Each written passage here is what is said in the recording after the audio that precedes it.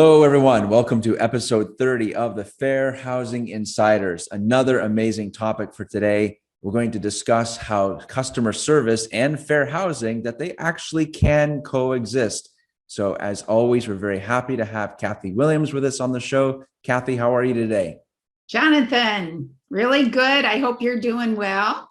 And I hope we can talk about this topic, which is very important to our community, and give them some ideas about how customer service and fair housing go hand in hand. Absolutely. It's kind of a little bit of a myth that sometimes we hear from the community that they can't coexist. So this show is very, very important to see how they can. We'll look at some scenarios, but why don't we just get started, Kathy, with a general summary, like in your experience, how does fair housing and superior customer service, how do they exist together? Well, a couple of thoughts. First of all, I think any company that has good, effective customer service training is going to tend to have less fair housing problems. And that's because I think there's so many things that, correlate between good customer service, effective customer service, superior customer service, and fair housing compliance. And maybe the first of those are that both require good communication. And by that, I mean active listening, so that you hear what the problem is and acknowledge the problem. I think that is very important for a lot of people, and they get very upset if they think you are not hearing them. And that upsetness can lead to a belief that they are being discriminated against. So trying to avoid that by active listening, acknowledging what the problem is, and then go on to address it in whatever the appropriate measure is important. And the second similar principle would be to treat your customers with the respect and dignity that you want to be treated with. Now, the hard part of that is you need to do that as a professional, even when the person you are dealing with is not treating you with the same kind of respect. The fact is that you're the one whose job it is to understand the customer's problem and respond to it the best you can, even when they are angry with you and perhaps saying things that are very upsetting to you. And finally, I think the third similar concept between fair housing and good customer service is to make sure that you know and follow your company's policies. And that's important because when you're doing that, you are being consistent, you're being fair. But you also need to know when to shift that, well, the policy is we always do it this way, into a different frame when a fair housing issue presents itself, such as when a resident asks for a reasonable accommodation. So we're going to give you some scenarios, give you some examples of those, and then we'll talk a little bit about the practicalities of putting these principles into practice. That's awesome. Thank you so much, Kathy. Thumbs up, everyone. If you're listening to this show right now, make sure you click that thumbs up. And as a reminder, also, please subscribe to our channel. We appreciate all of you. So nice summary. Yes, we have some excellent scenarios detailed for us. So let's dive into them and we'll get your feedback on them. So our first one, Kathy, as you mentioned, I love that expression, active listening. It really helps capture what customer service is all about. So in this first scenario, listening, acknowledging the problem, remaining professional, and not reacting to anger. So let's take a look at our scene and we'll get your feedback on it. My dishwasher has been broken for 3 weeks now. How long does it take to get service around here? You're just useless, and this management company is garbage. You can't get anything done. I am so sorry, Mrs. Adler. I know you've been waiting, and I understand how frustrating it is to be without an appliance that you rely on so much, especially when you have young children. It must be so much work to hand wash everything. So the issue here is with the part that we need. If it was up to us, we would have had it done several weeks ago, but the part that we need is on back order. So I will check with the company that supplies us with the part to see if I can find out if there's an expected arrival date. Would that help you? Okay, so Jonathan, what did we see in this scenario? We saw a resident who's very upset, very angry, belligerent, probably saying some things that are offensive to the leasing agent. Because the resident's angry, her dishwasher has been broken for 3 weeks. All of us would be angry about that, Yep. especially if we thought it was because we were being ignored, and no one wants to be ignored. The leasing agent here does a good job. She does some active listening. She hears what the problem is. She acknowledges it. And the fact that the resident is right to be so upset over the fact that her dishwasher hasn't been working for so long. And then she explains why it hasn't been fixed. So I think the leasing agent does an excellent job of being the professional and providing good customer service. Where this problem maybe could have been avoided is had there been better communication during this 3-week period, explaining the fact about the back order. And then the next week, it's still happening and we're following up on it so that the resident feels like she's been heard, that they care about the fact that she doesn't have a dishwasher.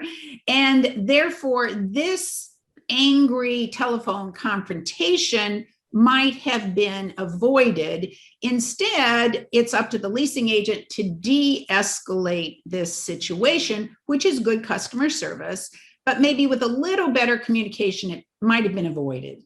Yeah. Yeah. Very good.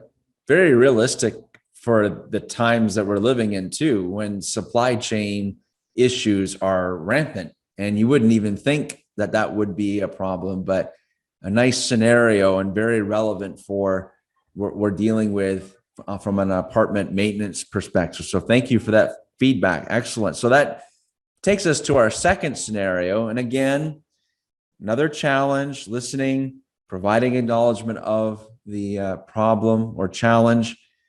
And then what happens when you can't give them what they want?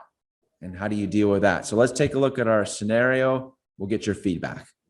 Is there any way the early termination fee can be waived? I had no idea when I signed the lease that I would need to move 500 miles away for a new job. Well, first of all, congratulations on your new job. And Mr. Brown, I can assure you that if it was up to me, I would be happy to waive the fee, but we have a company policy that prevents me from doing so. And this is to protect everyone and to ensure that everyone is treated the same. I cannot waive the fee for you and then not do it for someone else. But might I suggest that if your company is paying for your move, that perhaps they would pay your early termination fees as well? I have a feeling, Jonathan, that this is a conversation that just about every leasing agent out there has had at one point or another. And that is, a resident wants to break their lease early, and there's usually sizable penalties to do that. A lot of times it's 2 months rent or something like that. And so it is natural for a resident to want to push back on that. Here they are facing a move. The last thing they want to do is pay their existing landlord another, several $1,000s to be able to move. And so they're pleading for a release from that termination fee. The problem is, as this leasing agent, I think, very capably points out, she listens to the issue. She recognizes why this is so upsetting to the resident, so she acknowledges the problem. She even congratulates the resident on their new job and, what wishes them the best on their move and their new city and everything.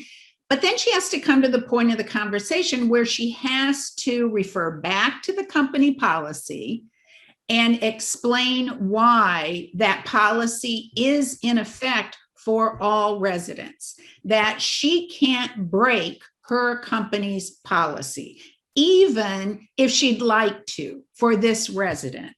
And I think that's the important part of the conversation, is acknowledging why the resident wants that waiver of the termination fee, but explaining that she's not able to provide it. And maybe she wishes she were, but she can't. And that's the bottom line. And she says that with all the respect and dignity she can, understanding the resident's desire to have that fee waived. But that's the bottom line, and she explains it. Yeah, that's a sticky situation for sure.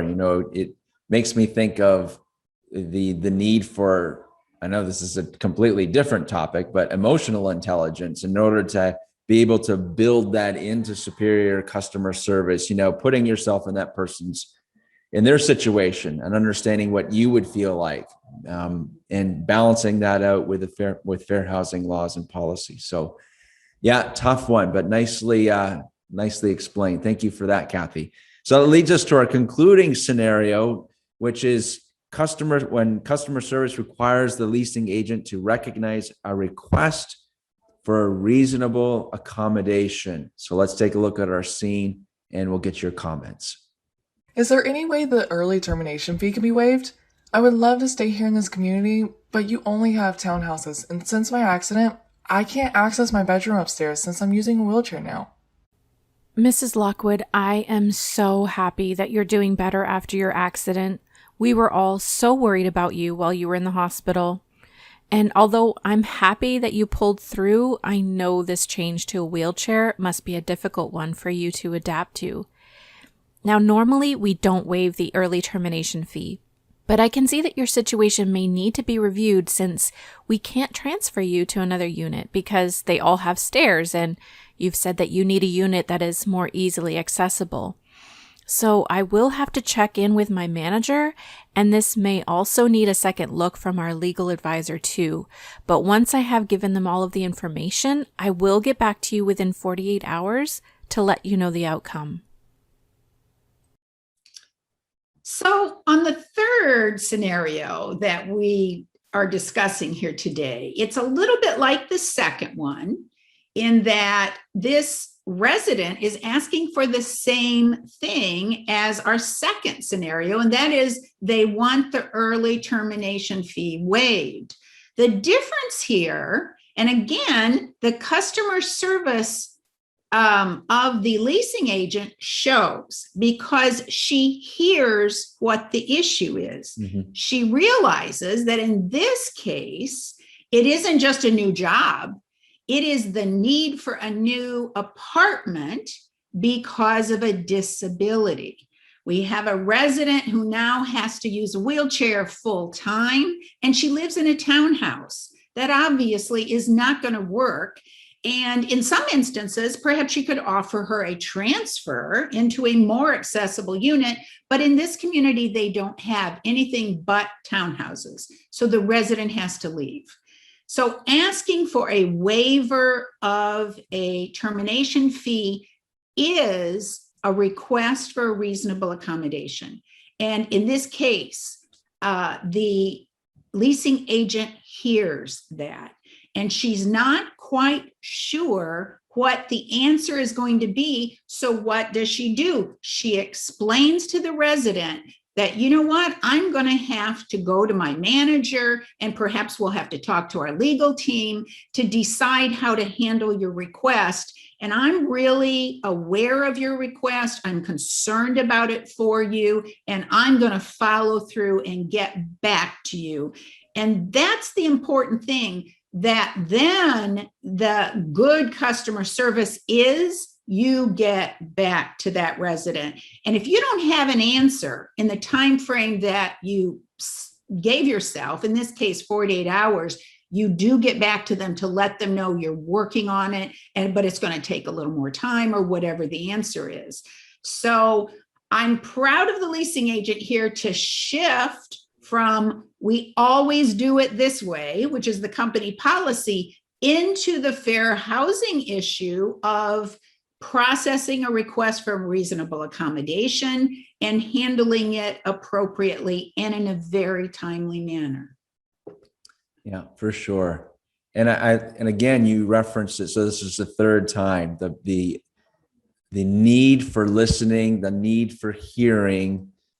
And I remember in a communication class years ago, Kathy, and it always stuck with me that we have to just stop being ready to respond while someone is only one or two sentences in. Sometimes our brains can kind of go to that, okay, what's my default response? And in order to not have a default response, you truly have to do what you said there. Just listen to the resident, hear what the challenge is, and reflect back on your fair housing training, your company policy training, pull all of that together in order to have an appropriate response. So I love it. That was awesome, awesome, awesome. So I guess, would you say, based on this episode, can fair housing and customer service coexist? How would you sum it up? Absolutely. In fact, I think they have to. Yeah. I think if they don't, you're going to be in for a lot more fair housing problems. Right, right. This is a human business. We have people renting our apartments and homes, and give them the best. So excellent show. Thank you so much, Kathy, for that feedback. Great real world application scenarios that our audience can take away with them today. So thank you everyone for being here. This is episode 30 of the Fair Housing Insiders. Make sure you have subscribed to our channel. Please share this with your community, share it with your team. And we thank you. We get so many comments on our YouTube videos that you are using this content to help train your teams. And we want to tell you from the bottom of our heart, thank you so much. We appreciate it. We'll see everyone on our next show. Take care.